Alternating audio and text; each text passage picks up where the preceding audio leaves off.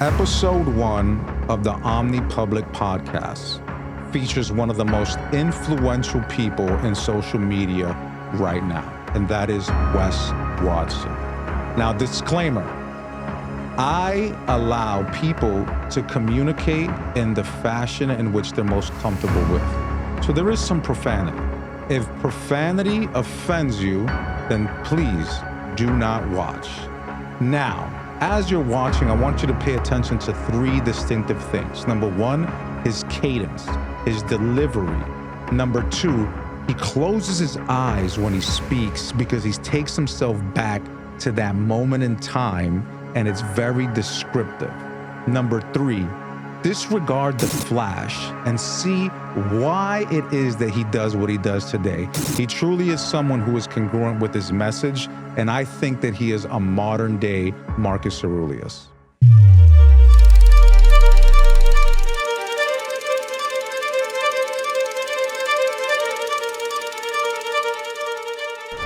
Awesome. Well, welcome, ladies and gentlemen. Cesar Hernandez, CEO of Omni Public.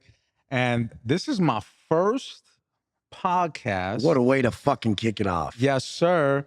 First podcast, uninitiated. I'm typically behind the scenes, right? The suit, behind the scenes, making things work.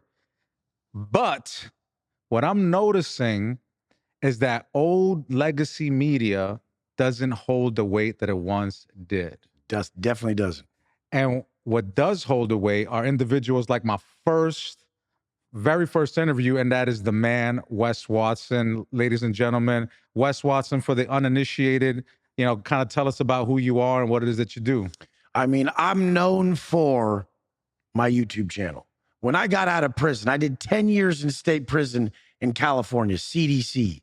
So I did 10 years in state prison, CDC, which is real fucking time. This ain't Martha Stewart upstate federal prison, fucking come as you please, whatever the fuck. This is gangland. Yes, sir. This is straight segregated by race. I'm talking one side of the day room in the yard is the whites, the Southsiders, the Paisas. The other side of the yard in the day room is blacks, northerners, others, and everything is segregated by race. Everybody, when you come to the GP main line, California, CDC, you're in a fucking gang right away. And a lot of people tried to debate this. You didn't do time in Cali if you're debating this.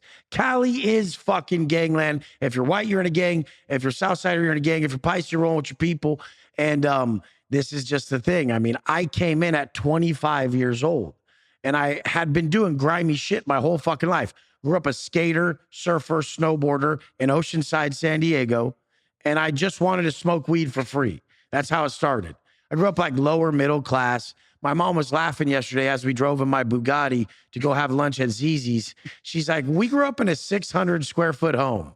She's like, this is crazy. You're killing it. And my mom's gangster as fuck. My brother and me had the same parole officer at once. At one time, me and my brother had the same fucking parole officer. Padilla, what's up, homie? But yeah, it's straight up, bro. I grew up just trying to hustle. I wanted to smoke for free. So guess what? I'm selling it. And I mean, that's why I still appreciate sales of all kinds. Most drug dealers end up being the best entrepreneurs. Yeah, I mean, that's just what the fuck it is. Grew up surfing, skating, and snowboarding, selling weed. That turned into the party scene, the cocaine, the drinking. That turned into getting, at first quarter ounces of weed, then half ounces, then half pounds, then pounds, then hundreds of pounds. By this time, when I go to prison at 25, I'm killing it. I'm fucking pushing big weight. I have people pushing weight for me. And some violence happened during a drug deal. And the guy got really injured. They sent me upstate, bro. That's as quick as I can say how it started. When I got out of prison after doing my time, I got on YouTube. I told my story of redemption, how I came from the man I was before prison to the man I am today, how I went into the GP prison main line in Cali and came out with a greater purpose into this world. And it's been nothing but amazing since then. No, and what people don't understand and what drew me to you initially, because I think a part of my process is looking where the media is going, is the way that you approach the mindset. Now, you mentioned something that when you were in prison, you saw that there was Instagram and you said, there's something there. I'm going to post videos, right? But the mindset of like, I'm doing 10 years, I'm here, I'm working towards this goal. Like, how do you keep that motivation to be in that pod, be on IG, wake up, motivate people that are outside of prison? Like, what kept it going? Because 10 years is like, that's not short time. When you're incarcerated, everything slows down. You're just living day by day. So every day, by having the same routine, the same disciplined routine, nothing around you could change. It's the same block, same people, same shit, same drama, same prison life. But every day, as you would wake up negative, fuck, I got so many years ahead of me, this is bullshit. Then you would start your morning process, which I refer to as a removal process. People always say, Wes, why do you get up at 2:45? Why are you training at 4 a.m.? Why don't you drink? Why don't you smoke? Why do you live like such a stoic? And I'm like, this is a process of removal. I wake up very angry. I wake up very pissed off about my situation. I woke up in prison with fear of the future, scarcity of what my life's going to even fucking be after this 10 years. And as I would get up early every morning at 2:45, I would crack a book, a personal development book.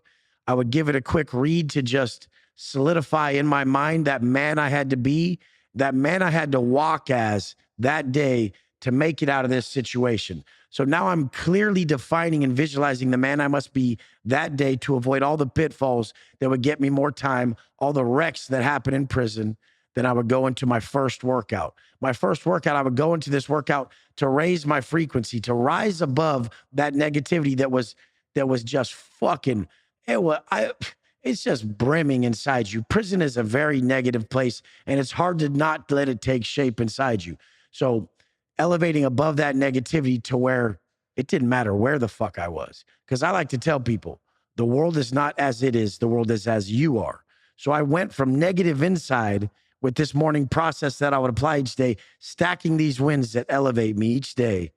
Early wake up, reading and reflection, mandatory workout that's intense as fuck, and proper macronutrients. This routine that I ran every day, the entire time, and still till this day, this would elevate me above that negativity.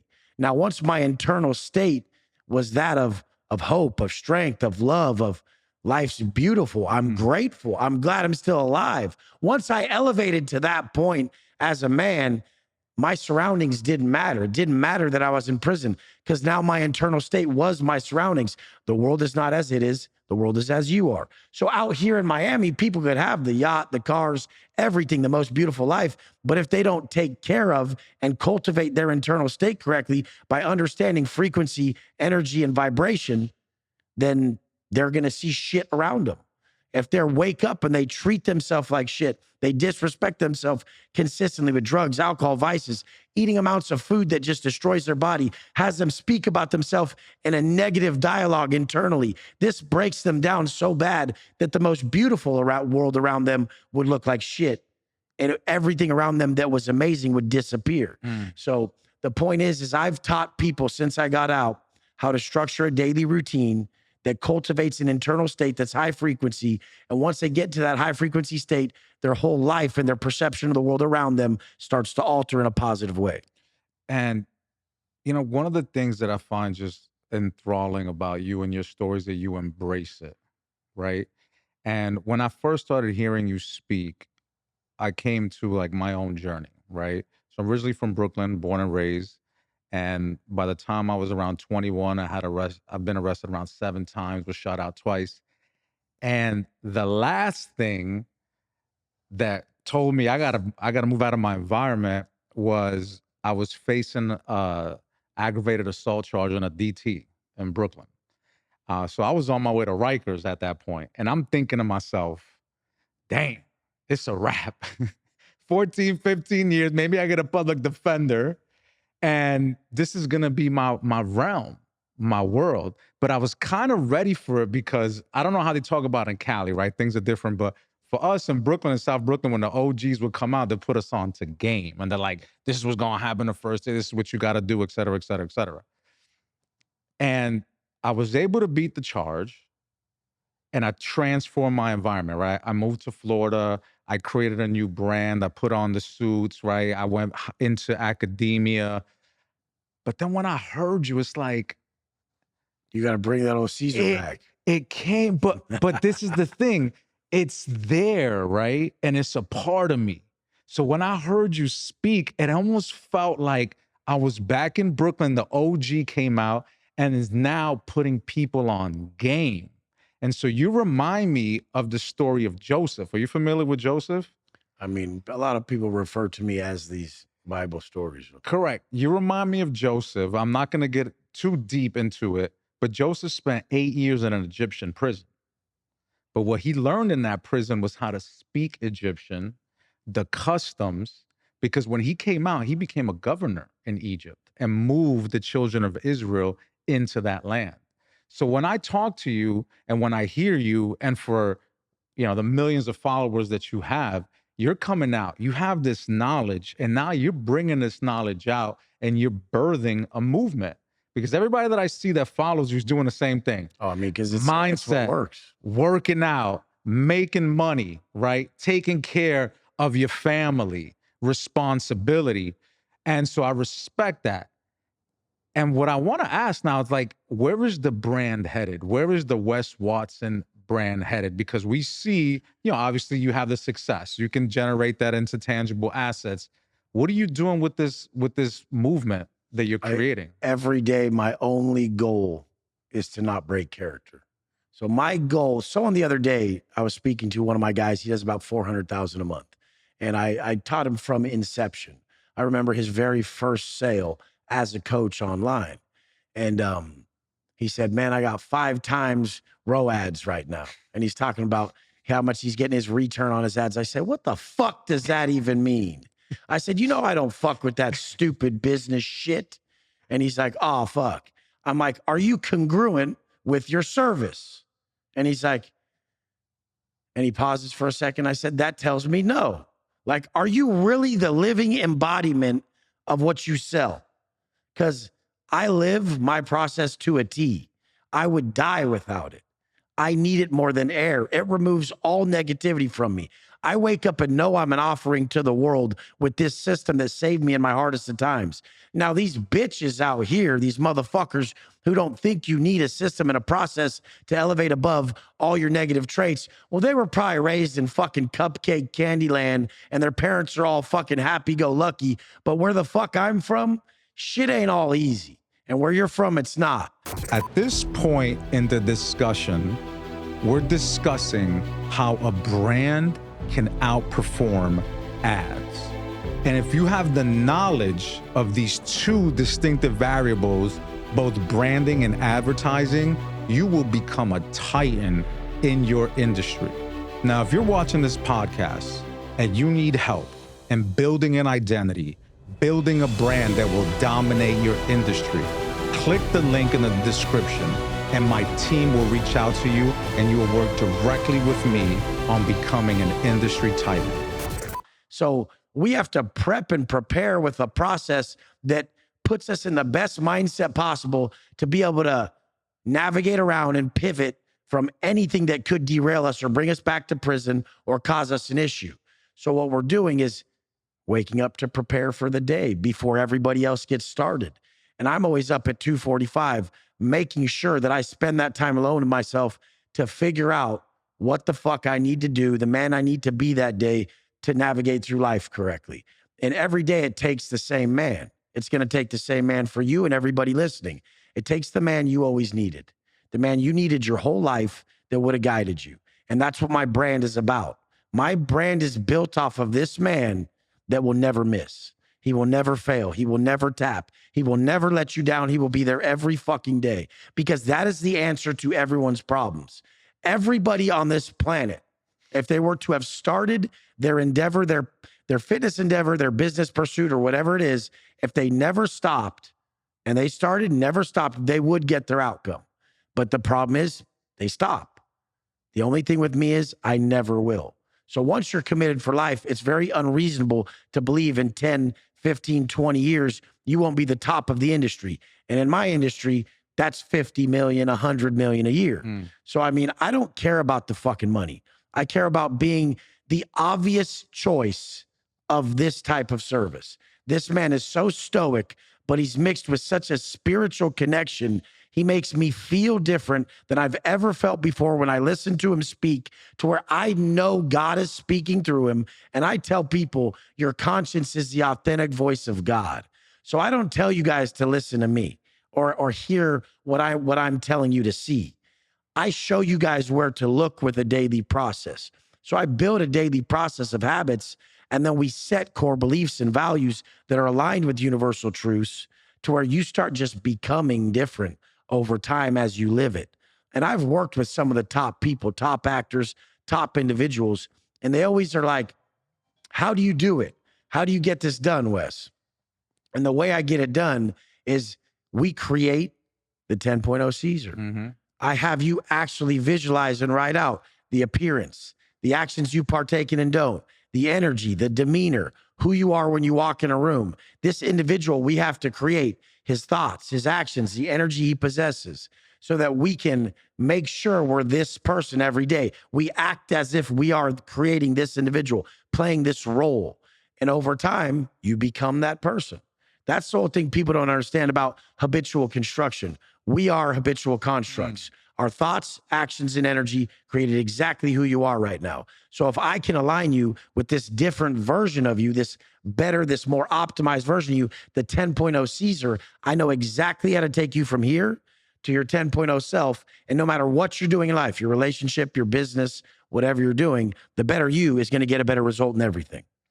No, and I like that because it's almost as if the money, the revenue is a byproduct of like your own internal system of 100%. You being who you are. And eye for an eye, it matches. Correct. And that is just the byproduct. Whereas I see other coaches and executives that money is the motive, right? Not necessarily a byproduct. So I respect you for that. It's a byproduct, 100%. Well said. And one of the things that I find, because you do live it, right? So I follow you on IG and I'll see you out maybe having dinner around 11:30.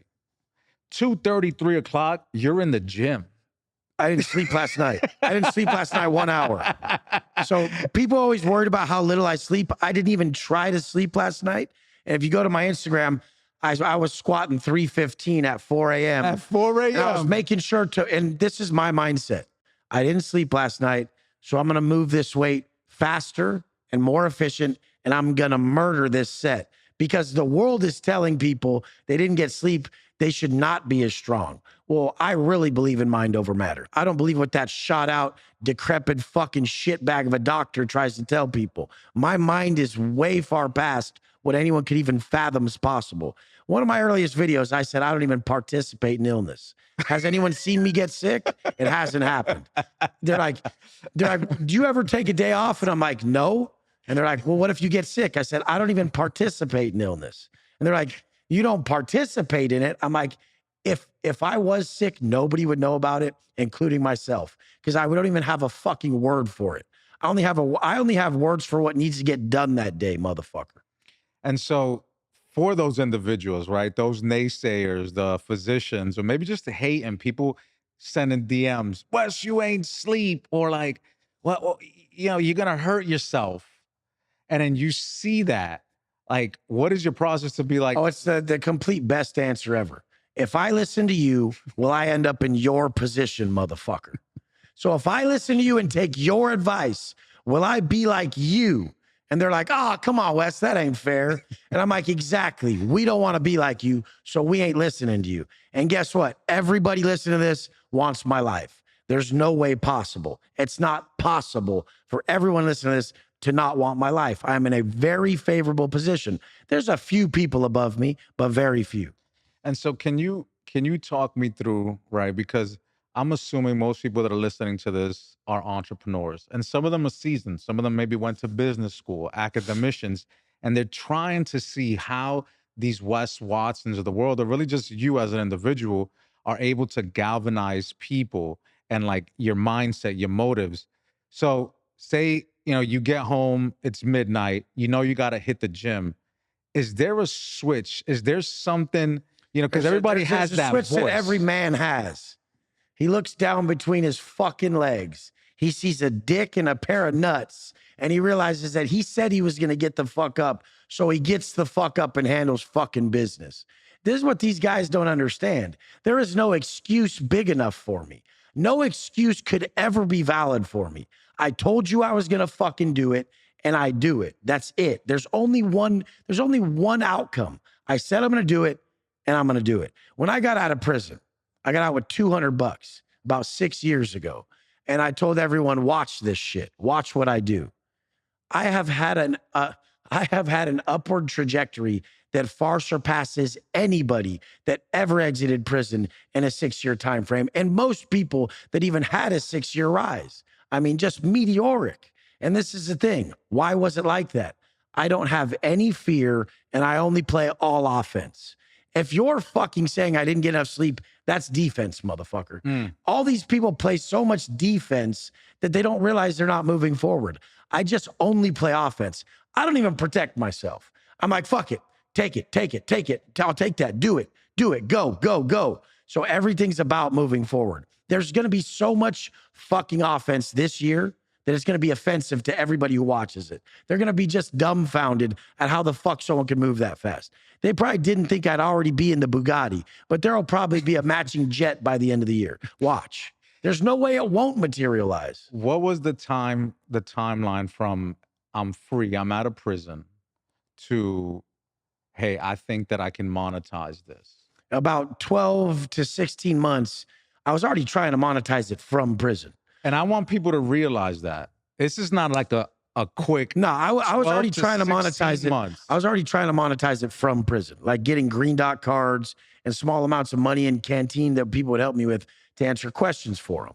So then when I got out, I was living at my grandma's house making about 300 to, 800 to like $3,000 a month.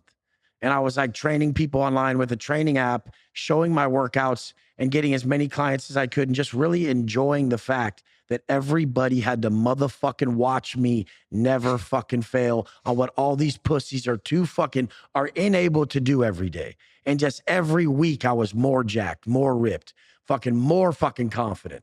Do you guys understand what the fuck happens when you hold your word to yourself for this many years on end with this many wins stacked? Do you even understand when you eat 5 meals a day that are based on purpose over pleasure, how that rewires your mind? If you eat 5 meals a day that are pleasureful, you become a pleasure-seeking, soft-ass bitch. Mm-hmm. If you ate 5 meals a day that are just directly aligned with the purpose of making that 10.0 Cesar, so he rolls up to his wife and she's just like, man, you're an Adonis. I love you. Look at you, motherfucker. You make me so proud. If that is your agenda, you'll kill it in anything you do. Because then you rewrite at the root.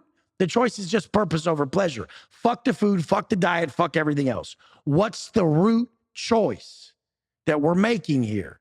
That's when you get out your car and the guy wants you to kick his teeth in, but you want to stay on the street for your family. Mm-hmm. So it'd be pleasurable to kick his teeth in. He's just going to call the cops on you, though. So you're just like, fuck this dude. Hey, I'm walking away. Or whatever it is, where you're choosing your main purpose over instant gratification and pleasure, which out here, drugs, alcohol, excess food, everything. Yeah, and really what I like is that as I look at your stories and other influencers, they're out popping bottles, they're out with a bunch of bras, they're out wilding out, but you're like, no, I'm going to abstain from that nonsense because I'm building the best version of me. Well, strength is built through restraint. If you really want to be strong, you have to restrain your desires. If you're being called from within 10 times a day to go grab a bottle, that means you're favored by God. He's given you 10 times a day to choose strength, to choose light over dark, to choose strength over weakness. And you're thinking of it as a bad thing? I think you're highly favored at that point. You're actually being put through training. This is spiritual training. Will he say yes or will he say no? There's top occultists who believe that we don't even think our own thoughts. Like Rudolf Steiner believes, we don't think our own thoughts. There's beings that place thoughts in our mind that are choices for us. And we're either choosing the good choice or the bad choice. Thus the angel and the devil on the shoulder. And this is how we live. And so, I mean, the point is when we're really living in alignment and we're saying, I'm choosing light over the dark, I'm choosing fucking strength over weakness, we're actually proving above, we're reporting above that I am an esteemed advocate of this message below, and I should be granted all the riches, all the greatest feeling, vibration, the highest frequency, the best version of myself, everything I wish I should be granted below, so I can be a carrier of this message that's big enough to be heard. And that's what people don't get when they see religious figures and people who start to get a lot of people like really siding with their with their movement and their agenda. They don't realize that if it's a positive agenda and the intention is to build everyone around them and it's aligned with universal truths and it's backed by God, then what happens is everything goes your way. You're in complete alignment. You're an antenna when your thoughts, actions, and energy are aligned with universal truths and you walk it, be it greater than the man next to you. And you bring something up, right? Because you bring up the Lord, you bring up God. I never used to say that. For the record, I used to always say the universe. Right. But recently I just started saying God, and I don't give a fuck. Like I have, okay, the carrier of the message. You guys have it. Everyone knows that they feel that we are created by something. There's something deeper and bigger. Everybody is being hit with this same message. And then they're always asked, like, when is the next person who's going to save us all? When's he going to come about? And they're like, he's not coming. And they're like, why? It's like, he's too afraid to speak the truth. The second you start really telling the truth about all this shit that you know in your heart, other people, when they hear the truth, they won't be able to unhear it. And you'll be their guide. You'll be the one that opened the door for them. And can I lean into that a little bit, right? What is your relationship with, like, say, with the Lord? I live in direct alignment with God. I have a constant and outward flow. I only report above. I don't report to my wife, my children, nobody. I don't report to the dollar. I report to nobody but above. And that's just my conscience telling me exactly what I need to do. And most of the time, when your conscience is calling you forth to make a choice, what happens is it's the hard choice. I don't know what someone said, though, the other day. They were like, Wes, and this was a kid. He's 28 years old. I was on a call with him earlier. He has $100 million annually company, okay?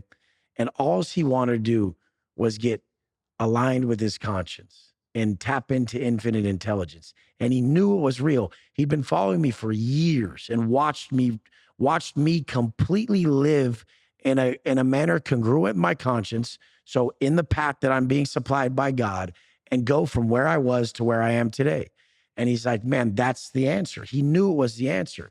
And this is a kid at 28 years old making $100 million a year. Started his business with a fucking like a $6,000 or $600. And the biggest thing is that we had this call. We didn't speak about business once. It was just about aligning him with this path. And he said, well, Wes, how do I, like, why? I'm like, you know how loud it is for you right now? That call from within. Your conscience is very loud right now. That's why we're here. It got urgent. It means you're being prepped and primed for something that has to take place, and the urgency is high. If my viewers out here and your viewers out here, if they don't hear that call very loud, it's not really that urgent for them to make the change. But if you're listening and your conscience is telling you, stop the fucking drink, Cesar. Put the drink down now. Put it down now. That means something is going to happen very soon if you don't. So everybody who's hearing a loud call from your conscience to make a change in your life, I'm telling you, make it fucking now. No, this is awesome. And you mentioned, right, you precisely said, I'm in direct alignment with God. Right? We're in a constant conversation. Like, this is an alignment, right? And that you tap into that. Me, myself, personally, I'm Christian, but I want to bring something up, right? Because as men, purpose-driven men, we should be led by God, by the Lord. And for me, a perfect reflection for that is for me Christ, right? But I look at the only time he was ever broken truly, and it was at the Garden of Gethsemane when he was about to be crucified. And so he knows, hey, I'm about to be crucified. And he breaks down and starts crying. But if you notice, he doesn't break down and start crying in front of his disciples. He doesn't call his mom. He doesn't call any one of the Marys.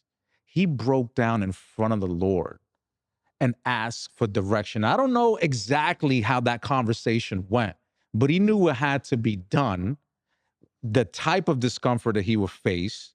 But like you said, he was a man. It was sacrificial. This is what I have to do. Use that word, sacrifice. And so me personally, I model myself, and I like the things that you're doing, because your byproduct, I don't think is just revenue. Your byproduct is you're awakening people up. Oh, man. And you're awakening men up to be who they're supposed to be, right? To stand up, do what you're supposed to do, irrespective of your feelings, your thoughts. You said you were going to do it. And hey, you need to be broken. The Lord, God, alignment. What is my mission? What I'm supposed to do? So I look at your stories. I love this relationship you have with your mom, right? And you were giving client shout outs. And you were like, Mom, hit him with the shout outs. And your mom hits up the shot. But I see the pride that your mom has for you. And I could just imagine doing 10 years, right? And your mom being there for you, encouraging you, right? What does it mean for you as a man to be able to generate this life, not just for your family, but for your mom? This is a thing. Nobody visited me when I was in prison. My parents barely wrote me. They have no money. They couldn't come visit me. They couldn't even get there. Like, they have been struggling since we were kids, barely making it. And I always had cell phones, so I would call and text. But after a while, you stop even doing that. So the thing is I basically came out to my grandma's house, and my parents still live with my grandma in the same house when I went to prison. And I get out and I'm living in the same room as my parents at 35 on a twin bed in my parents' room. And they're on a queen bed in a very small room. And this is my reality, that we are sleeping in the same fucking room, and I'm 30 fucking 5. And I think I'm gangster, and I'm covered in gangster ass prison ink. Holy shit. They thought I was going to be the biggest wreck when I got out. They thought they didn't even know what I could be, a monster. This guy just did 10 years. We never even visited him. We haven't really talked to him. He could be so whacked out. But the thing is no, we've been watching his Instagram. We see that he's positive. He's helping people change. Like, Instagram is such a powerful tool for law of attraction. Whatever the fuck you put out is what you get back. And all we're putting out is inspiration, positivity, a direct path to change, mentally, physically, spiritually, financially.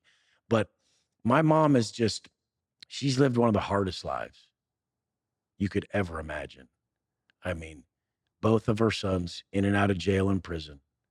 Like I said, me and my brother had the same parole officer. My dad's been very sick for like the last 2 years.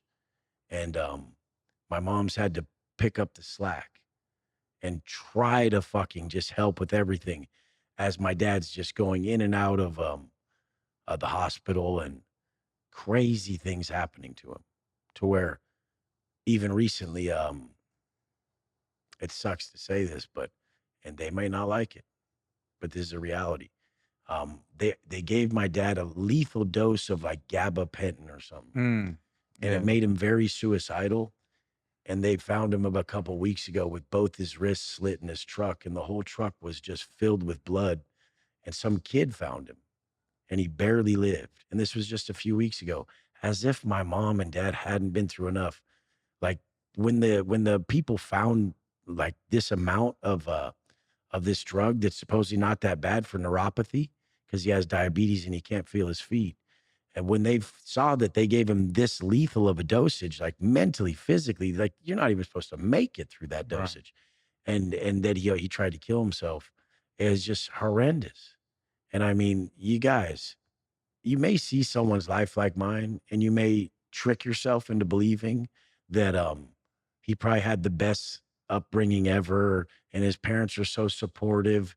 The motherfuckers like me who can't be broken and will never stop, those people have overcome difficulties that you never could imagine. None of you motherfuckers know what 10 years in prison is like. Most of you guys, 10 months would break you beyond belief. And the thing is, I don't want you to know, but I do want you to never minimize when a man goes from below rock bottom to where I'm at today. Because if you minimize that journey, you'll never be able to fully ever comprehend how you could do it on your own. You'll be believing that there must have been a shortcut, but the only shortcut was the fact that the man never took a back step. Not one fucking back step was ever taken. Once the choice was made, once the decision was stricken in my heart and the connection was made above, I never missed anything that would have brought me from where I was to where I'm at today with the absolute most unbelievable life. It's crazy. And this is because this is a common thing. People say everybody sees the glory, they don't know the story. A couple of weeks ago, you look on IG, you're crushing it, right? You're killing it. You're doing the client shout outs. You're rolling it around on the whips, right? Your mom's visiting you. But here's this moment that it's like, hey, this is impactful, but you're still getting up, doing what you got to do, and you're jumping on calls. And look, let me tell you, you're answering your IGs because we didn't know each other. It was just through Sean Mike, where I'm just DMing you. I'm like, man, I love what you're doing. And you're like, hop on a team. And you send me a video like, yeah, it's really me, Cesar. You're like, it's really me, Cesar. My guys really work. My team, my people, the people I work with, we really go above and beyond, and we really validate ourselves with the fact that we do more. So when we walk in a room, we know we already got you. We know there's no possible way that any normal person could step to the level that we've built over time. Exactly. Yeah, I jump on a Zoom, you're on it, right? And I guess my question is, you seem ubiquitous. Like, you seem like you're everywhere. You're answering DMs, you're always online. How does the operation behind Wes Watson look like? Do you have a bunch of VAs in the Philippines, right? Who's scanning to see who's legit, who should I respond, who not? Because I also know you don't take on just anyone. You tell people, hey, I'm good. Like, you can't work with me. Like, your followers are fugazi. Like, those aren't real. Like, I'm not going to work with you. It'll diminish me. What does the Wes Watson operation behind the scenes look like to sustain this brand? Oh, it's very easy. I just have like two main employees that run everybody else. I only speak to one of them. So I only speak to one of my guys, and he runs everybody else. He runs everyone who runs, keeps all my systems running, any website development that needs to take place. I mean, the fucking merchant services, I have a low ticket program that has 18,000 members. So there's a lot of transactions that are taking place where you're having to like look at the system and make sure people are going in and out correctly. And I have a mid-level program with 3,000 to 4,000 people. And then my high ticket program, probably about 400 or 500 even right now. And so the thing is like, how does that all operate correctly?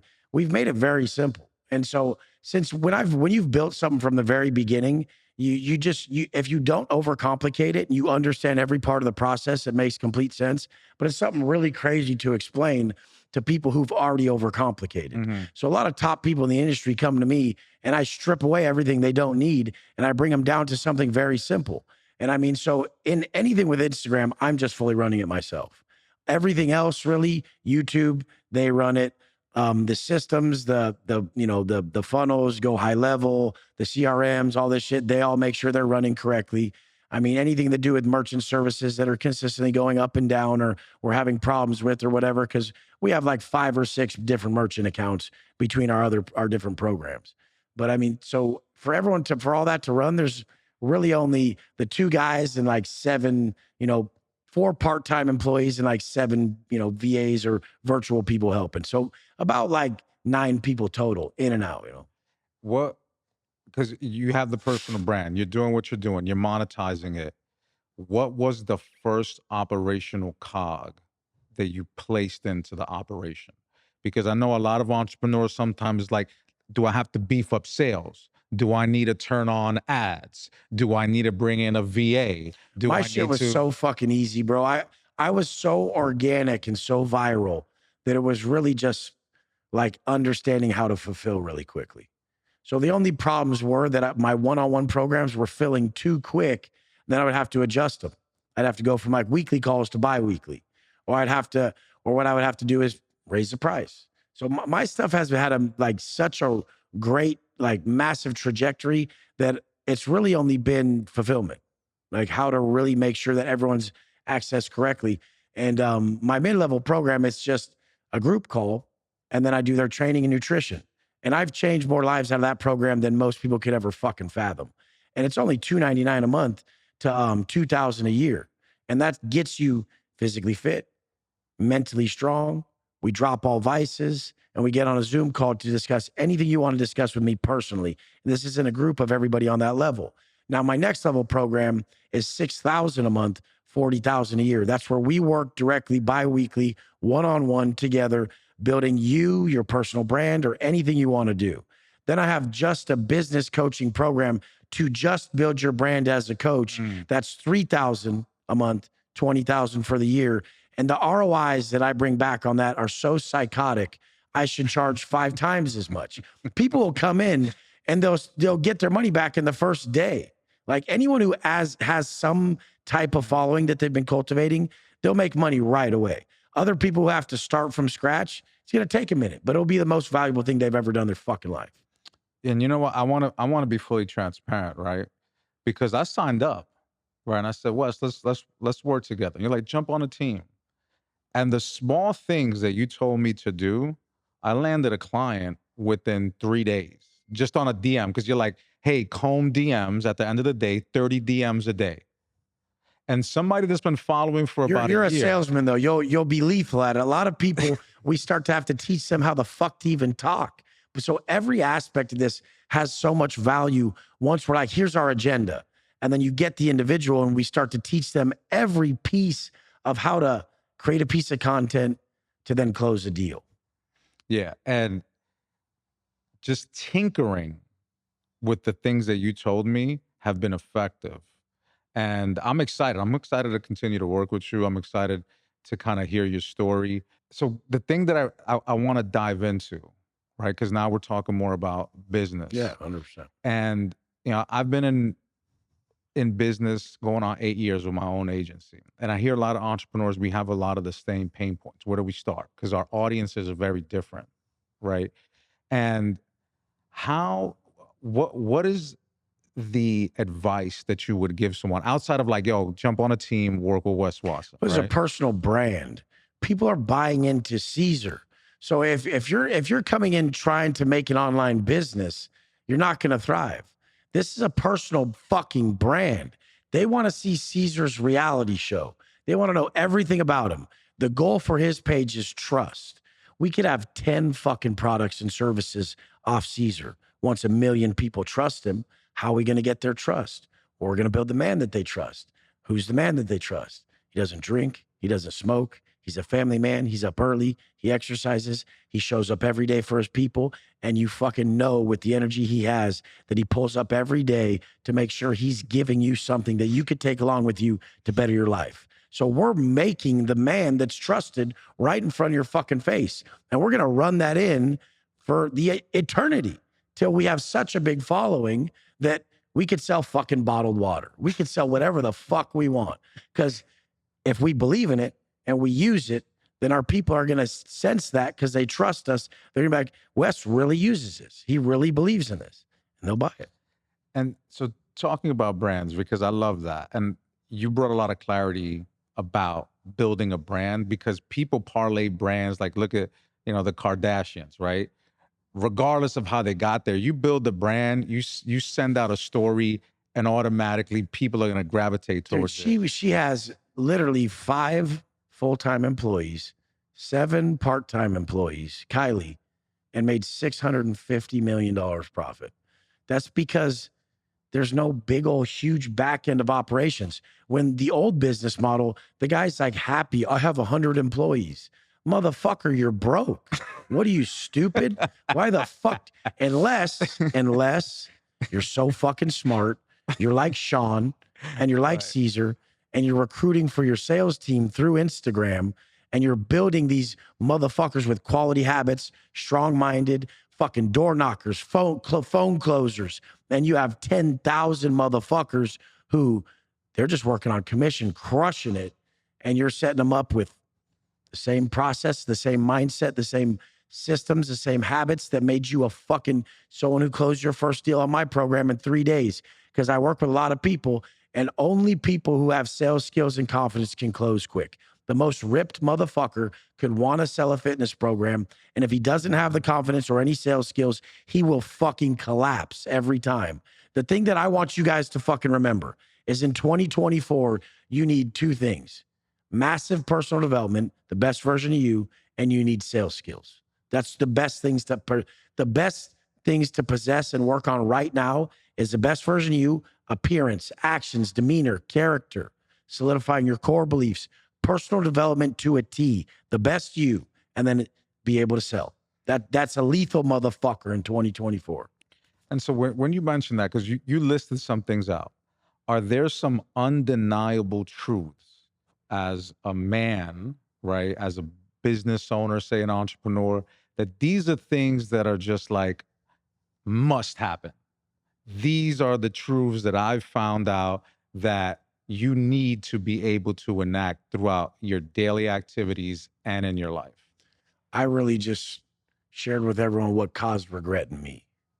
So the thing is, if you post that you're up early, most people will be like, damn, I got to get up earlier. This fucker's beat me. Then if you post that you're reading some personal development or something to strengthen your mind, most people will see that and be like, fuck, I haven't read in 10 fucking years. No wonder Caesar's whooping my ass. And then they see you working out. Right. They're like, fuck, I'm going today. Then when you show a structured diet and you're detailed in all these things and you never miss, they're like, well, no wonder the guy's killing me. He's doing everything I should be doing. I don't know how anyone believes it's anything different than dropping your vices, your drugs, your alcohol, or anything that is in the way of your success. Success is subtractive. Once you remove everything that's in the way of your success, you're going to be massively successful. And then just your daily habits that you know build you into a better man. I mean, very simple. Everyone overcomplicates the shit out of it. They believe it's how they're going to get rich instead of who they need to become. Because I could give you $1 million. That doesn't make you a millionaire. Like a millionaire, someone who's that level, Wes Watson is a billionaire. Like if you saw my habits, who I am, how I live, and what I think I'm worth, like I have a driver and 2 different Phantoms. Who the fuck believes they're that fucking valuable? Like my security goes and picks up my Phantom. I love that. Comes and picks me up. I sit in the back. My time is that valuable. When everyone's like, Jeff Bezos used to drive his Honda when he was worth $8 billion. He didn't know how valuable he was back then. He was still very fucking small-minded in his personal development. Was he building a beast of a business? Yes. But now, do you think the motherfucker would sit there driving himself unless it was for pleasure? No. His time is way too fucking valuable. But it's true. I see you with the security detail, with the cops in front of you so you can hit the gym. And I love it. Because you're in traffic. I'm more important than everyone else. You're in traffic. And you're like, look, I'm working though. Fuck out of the way. I'm in traffic and I'm working. Well, you could see in someone's worth what they think they're worth. When someone says, why do you need all that? I'm like, motherfucker, you're still living in needs? I made it to wants, bitch. Understand that. You mentioned this thing. You go, my life is a movie. Oh, yeah. Right. And it comes back to what you're saying, because you manifest certain things. You're like, this is my life. My life is a movie. That's what I do. I don't do that. I do that. Yeah, you're like, I'm not that. I'm this. And so you get the Bugatti and you pull up in a Bugatti. And then the next story is you run into Diddy. Oh, it's crazy. you run into Puff. You run into Diddy. The first person to see him in public since the scandal. And it's Wes Watson. And it got billions of views, Like, I cannot not be viral. Why is that? It's because I really believe that I should be one of the biggest stars. And people will be like, oh, humble yourself. It's like, no, you just don't believe what I believe. And that's okay. You can believe that moving out to the Ozarks and hiding is what you're meant to do because you're afraid of any attention and you're a bitch, and you can go do that.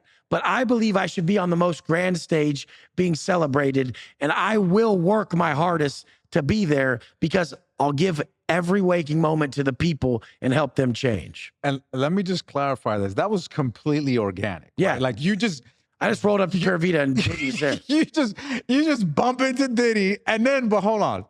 You do not know Puffy, right? I'm assuming. I've chartered his jet a few times. But outside of that, it's not like, hey, what's up, Puffy? No, don't know. And on top of that, just like the gall to just go up to Diddy like, hey, what's going on? I'm Wes. I rolled up and I'm like, bro, I've chartered your jet a few times. That shit's sick. And he's like, fuck yeah. But I rolled up in the Bugatti, and the crazy thing is I pulled up in the Bugatti and this lady was going, hey, I need to talk to you. You're Wes, right? I need to talk to you about your house. And I'm like, no, bitch, like message me. And then some other guy's walking at me going, Wes Watson, I got to meet you. I'm getting approached from all angles by people. Right. And I have like my head down at this point because so many people are trying to talk to me.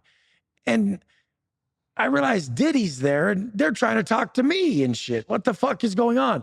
And then I see Diddy, I'm like, oh, I got to say what's up.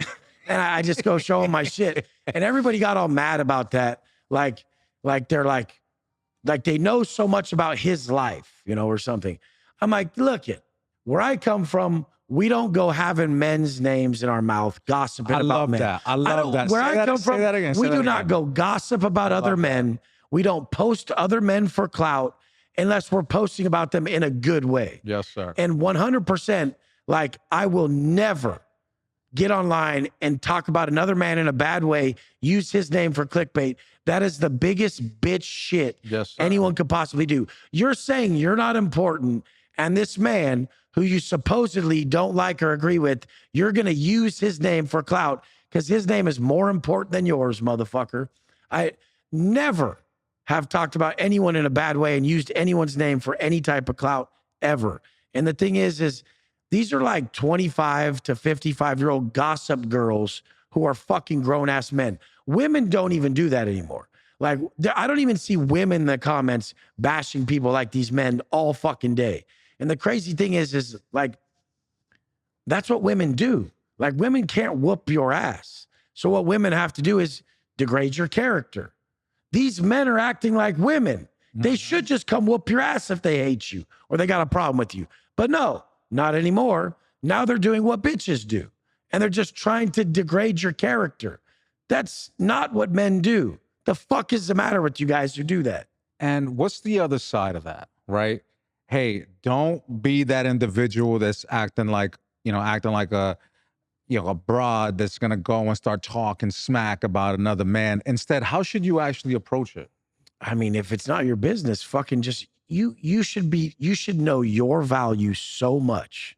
You should be able to exude your value and articulate your value so well that you would never have to bring up another man to pull him down to elevate you. Because most people who would talk shit about someone, they're a competitor or they're competing for something that you're beating them in. Because no one above you is going to do that. They're going to draw attention to you. No one above you is going to hate on you and draw you attention. They understand marketing and publicity, and they understand that this guy's below me. I don't go drawing attention to someone below me. So it's always someone below you who wants what you have. So to not be able to articulate your product, your service, who you are well enough and beat them at the game means you have to use them. And you're essentially saying that they're better than me at what I do. I can't even articulate what I do. This man doesn't even have to use anybody's name or anything. He can clearly say what he sells, what he does, and sell it and beat me this bad. And I sit here having to use his name to get sales. I'm a fucking bitch. Yes, sir. And I want to go back to something. You said people roll up on you. They see you all the time. Wes. And since your life, you're very open about your life. And I can see how some people may think they know you without physically having a relationship with you because they see your life, they see your daily activities, right?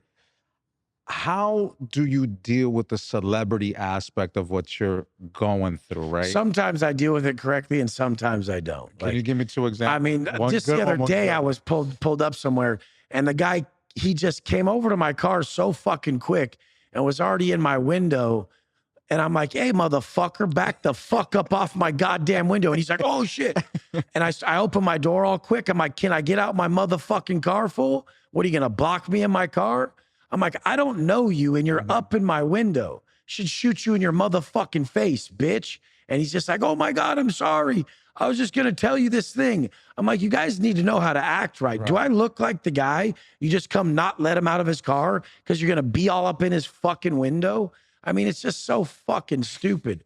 But then, you know, sometimes people will say what's up correctly. Right. Like, hey, Wes, like, can I? What's a good way? That's how you to correctly approach do it. You're Wes? like, hey, Wes, hey, how's it going? Hey, can I talk to you? And then if the person lets you come over, you come over. Yesterday, this motherfucker, I mean, at Pura Vida, however the fuck you say it, Pura Vida, I can't roll my fucking R's and shit. But the guy has to come over and say, I knew that was you. And he puts out his clammy ass hand that I don't want to shake. And I'm eating food. Like, I don't want to shake your fucking hand. I'm eating. And your hand is greasy as fuck. It's in fucking Miami and it's sweaty out, bro. My cup of water is right here. And he puts his hand out to shake my hand over my water. I'm like, bro, are you going to put your hand over my water cup and like make me shake your hand? Get your fucking hand off over the top of my goddamn cup. Shit's dropping off your fucking nasty paw into my water. Get the fuck out of here. And people are just like, God damn. Dude, even right now in my house, bro, I'm doing a Zoom call. And there's a guy working on my elevator. And he is so stupid that he gets on the phone in an echoing, like empty, big ass 10,000 square foot house. And he's talking about the elevator he's repairing. I'm like, hey, what the fuck, motherfucker? And I go over there and he's like, what? And I'm like, what the fuck are you talking so loud in my house for on the phone? Get the fuck out front. Like, you guys, if you don't want to be a doormat bitch the rest of your life, when people do shit like that, tell them. And if they want to tee off on you and punch you in the face, then be ready to get them up. Like, everybody's such a pussy. They let so much shit slide that they will not even stand up for their motherfucking self. That's one thing my wife did say about me. She'll probably say a lot of bad shit about me and a lot of good shit. She won't say bad shit. She's a sweetheart. But she always says, there's one thing I admire about you. You never fucking let anybody take an inch. Like, it doesn't matter who the fuck it is, where the fuck we're at. And everyone always thinks they're tough on the internet, you know? But nobody ever showed up. Look at my comments sometimes when people are talking shit. I'll tell them, they'll be like, oh yeah, you're lucky I don't see you in Miami. I'm like, Elevation Gym, 5 a.m. on weekdays, 8 a.m. on weekends. Why do you act like it's so hard to find me, you bullshitter? Shut the fuck up. Pull up, you know? I'm so fucking scared.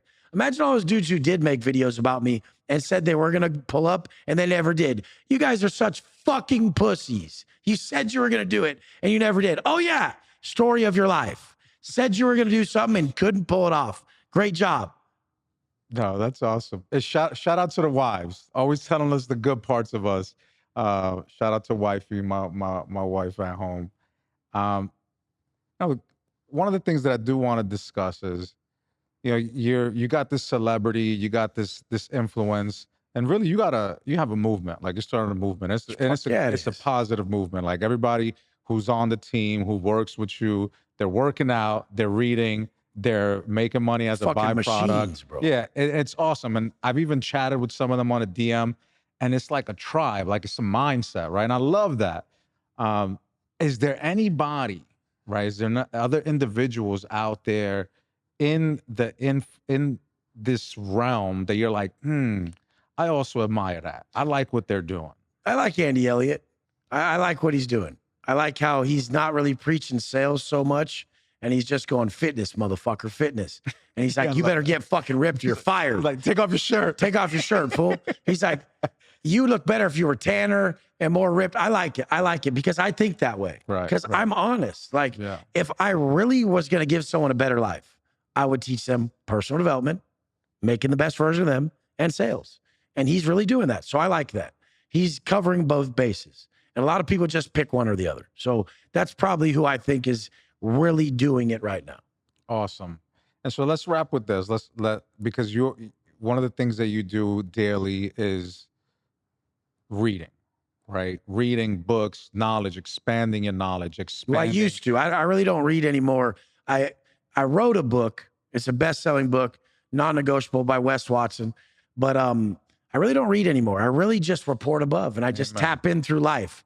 But I'm always using books as references when I'm doing my coaching calls so that my clients can get that foothold, so they can get that gem to start their speaking videos or to start what they're writing, so I can start to teach them their topics, what they resonate with, their belief systems, the real shit that they really feel in their heart. Like when I say purpose over pleasure or something like that. You know, these are the things that made me famous. Conscience congruency. Yeah, right. Because people who understand my vocabulary, boom, it clicks. And at first, it's not always like that. You have to earn that by continually living it and proving its point. Conscious congruency. What is that? That's your conscience is the authentic voice of God. And then living congruent with your conscience means you're walking your path. So you're walking your path that you're supposed to live. And whatever your conscience is telling you, no matter how hard it is, sometimes it'll be, you know, you don't want to reach out to someone and tell them, you know, hey, you know, I got your back or whatever, this or that. Maybe there was a beef and they did it wrong. They got you bad, but your conscience is still telling you to be the bigger man. Stuff like that. That's awesome. Is there any books, right? Because you've done a lot of reading that you would recommend to individuals? I'm going to tell everybody they need these 3 books. 177 Mental Toughness Secrets of the World Class by Steve Siebold. Fucking dude's a monster. You'll learn more from that book than a lot of books that you ever come across. The Art of Living by Epictetus, and then also Outwitting the Devil by Napoleon Hill. Those 3 are bangers. You just said Epictetus? Yeah. Man, you're a philosopher, bro. You are the philosopher king. You know the concept of philosopher king by Socrates? No, I don't. So the philosopher king, so this is what Socrates says, and it's Plato, right? He wrote the book, The Republic. And Socrates is going through this journey to find the most knowledgeable man or the wisest men of all, right? And he goes and he speaks to members of Senate, entrepreneurs, right? People who are merchants. He speaks to creatives, right? He speaks to people who are within the monarchy, right? Like different classes. And of the classes, he thinks that the creatives are probably the wisest. But he realized that nobody truly is wise because the wisest person realizes that they know nothing. And those are the wisest individuals. But then he flips it.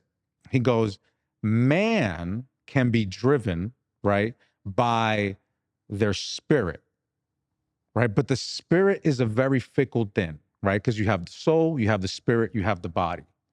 The best of us, that their spirit is dominated by righteousness, become philosopher kings. Love it. The worst of us, where the spirit is dominated by avarice, anger, greed, become tyrants. That's where the word tyranny comes from. But he says that dependent on the society that a philosopher king is in, they can either rule that society or will be mocked at as though they're crazy. And so, you know, Socrates ultimately was killed because he was teaching the youth, creating a movement, right? And the last things that he said, he goes, here I am off to see God and you to stay here. Which one is better? Only I will know. And so you're a modern philosopher king, Wes Watson. Congratulations, 100%. Good sir. Love it. Listen, this is my first podcast. Oh, you killed it. This is my first one. It's crazy. And it's a privilege to have you on episode 1 of Omni Public's podcast.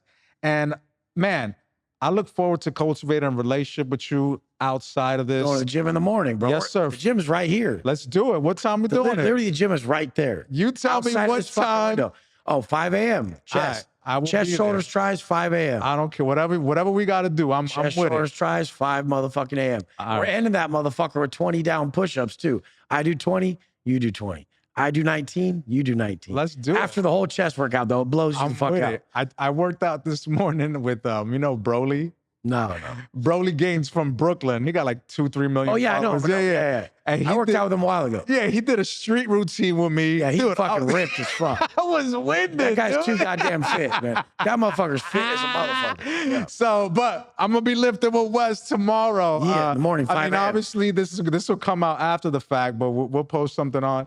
Man, Wes, God bless you, brother. Love you, bro. It was an awesome conversation, and looking forward to cultivating this relationship. You're a fucking pro. You're a fucking pro. Thanks, brother.